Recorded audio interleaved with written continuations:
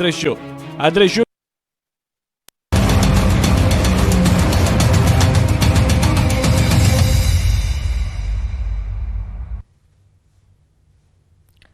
Welcome back. સમાચારમાં આગળ વાત કરીએ। માત્ર 5000માં બાંગ્લાદેશીઓના આધાર કાર્ડ બનાવવાના કૌભાંડનો પર્દાફાશ થયો છે।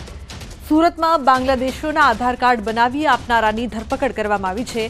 સુરતમાં એસઓજીની ટીમે 9 બાંગ્લાદેશીઓની ધરપકડ કર્યા બાદ ખુલાસો થયો। બાંગ્લાદેશીઓની પૂછપરછમાં ભૂપેન્દ્ર તિવારીનું નામ ખુલતા તપાસની કાર્યવાહી હાથ ધરવામાં આવી। પીસીબી અને એસઓજીએ આરોપીની ધરપકડ કરી છે।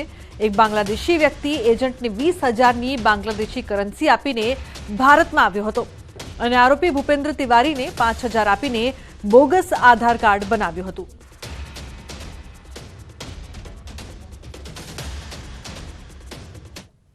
તો સુરત ગોડાદરા બીઆરટીએસ તોડફોડ પ્રકરણમાં ખુલાસો થયો છે। બસના કાચ એસએમસીના ડ્રાઈવર કંડક્ટરે જ તોડ્યા હતા।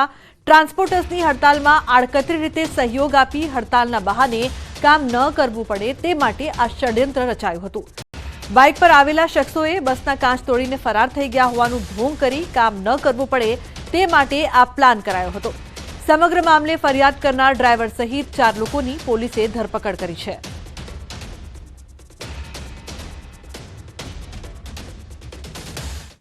એ લોકોએ એવું પ્લાન કર્યું કે પથ્થર જો મારવામાં આવે તો આગળ જઈને બસ પણ ઊભી રાખી દઈએ અને આપણે હડતાલમાં પણ હિસ્સો ગણાય અને સાથે સાથે જે બીઆરટીએસ અને જે સિટી બસનું તંત્ર છે એના સાથે પણ આપણે હકારાત્મક રીતના જોડાયેલા રહીએ કે અમે આ હડતાલનો ભાગ નથી, પરંતુ આ તો પથ્થર માર્યો એટલે અમારે બસ ઊભી રાખી દેવી પડી।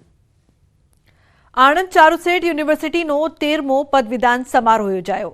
આ કાર્યક્રમમાં કેન્દ્રીય મંત્રી ધર્મેન્દ્ર પ્રધાન પણ ઉપસ્થિત રહ્યા હતા। પદવીદાન સમારોહમાં 2700 વિદ્યાર્થીઓને પદવી એનાયત કરાઈ હતી, જે પૈકી 44 વિદ્યાર્થીઓને ગોલ્ડ મેડલ અને 43 વિદ્યાર્થીનીઓને પીએચડીની ડિગ્રી એનાયત કરાઈ। ભારતને વિકસિત બનાવવા માટે યુવા પેઢીનો મહત્વનો ભાગ રહેલો છે, જેમાં શિક્ષણ ક્ષેત્રે મહત્વનો ફાળો આપે છે।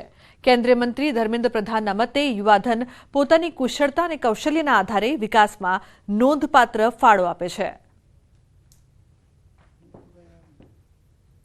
તો બુલેટિનમાં હાલ બસ આટલું જ। તમામ મહત્વપૂર્ણ સમાચાર માટે આપ જોતા રહો ન્યૂઝ 18 ગુજરાતી। નમસ્કાર।